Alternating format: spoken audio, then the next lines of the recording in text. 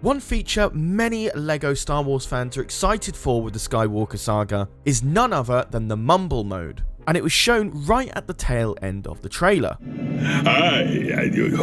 All mumble mode does, however, is replace the voice acting with mumbled, slurred, and otherwise distorted versions of the actual lines. So despite everything that was shown in the Skywalker Saga gameplay overview, why is mumble mode the most anticipated feature of them all? That is what we'll dive into in today's video, but before I do, if you're a massive fan of Star Wars and Star Wars games alike, why not join our Discord? So many of you have joined in the past month, and it's been great to see some new faces. A lot of people are playing Star Wars Empire at War right now, so if you're interested to go 1v1 with other players, our invite code to our Discord will be in the pinned comment down below. With that out of the way, let's dive into why mumble mode is the most anticipated feature in LEGO Star Wars.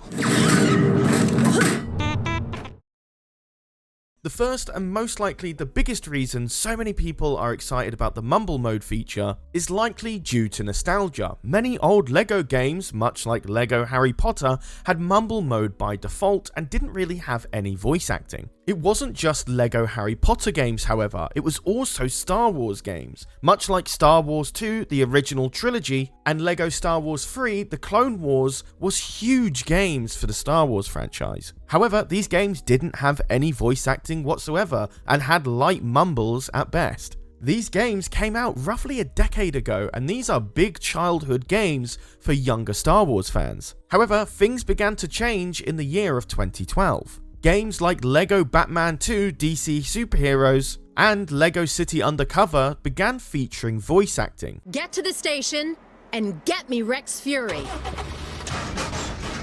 This created a great divide between people, not just for LEGO Star Wars games, but also for fans of general LEGO games as well. People believed mumble mode was more superior thanks to its slapstick comedy that came with cutscenes. A Twitter user by the name of Gulf Official had a really good opinion on this as well, stating that mumble mode allowed a lot more physical gags, such as Darth Vader showing a family photo to prove he's Luke's father. People appreciated that style of comedy a lot more than what voice acting can bring.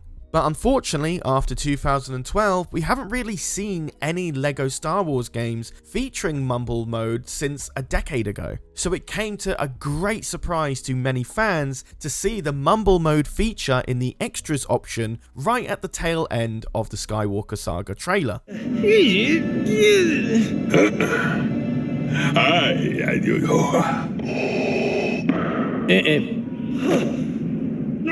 Whilst there has been a small divide between people's opinions on mumble mode for Skywalker Saga, the overwhelming majority is positive for this feature, with some people saying they'll actually pick up the game now that they know it has mumble mode. However, some people who are an advocate for this mode still feel like this is a lackluster approach to the situation. That being because the game is voice acting first and foremost. Most, if not all of the cutscenes are built around characters being able to use their voice, which means slapstick Charlie Chaplin-esque comedy is kind of put on the back burner and isn't really relied upon to get those jokes out there. For example, if we cross-compare two relatively similar cutscenes from an older LEGO Star Wars game to the Skywalker Saga, we can see in the Skywalker Saga it relies a lot more on the mumble voice effect, while the older LEGO game that was built around mumble mode uses slapstick comedy and other assets like Vader showing off the family photo to show Luke that he's his father. It's two very different approaches to the same joke, and I think a lot of people that really like the mumble mode in older games might not get the same kick they were hoping for in Skywalker Saga. Overall, it's a really good point to make out here. It's very obvious when a cutscene is developed around voice acting compared to slapstick comedy, but I think many LEGO Star Wars fans are just happy it's a feature you can turn on now rather than having nothing at all. It's not just the mumble mode, however, that's going to get people's nostalgia going into overdrive. There was another little feature right at the end of the trailer that a lot of people missed on, which was called retro mode. Now, retro mode sounds quite vague, but we do get to see a little description of the mode on the other side of the menu. And it states, adds a retro style screen effect to the game. Try combining mumble mode for a truly nostalgic experience. Now again, this is still vague, however many people are expecting the game to start looking more like the older LEGO Star Wars games to give it that old nostalgic appearance. LEGO Star Wars The Skywalker Saga isn't the only game that's introduced a retro mode before. One hugely anticipated game by the Banjo-Kazooie developers, Yooka-Laylee, also had this feature right from their Kickstarter. However, after 4 years after promising the N64 effect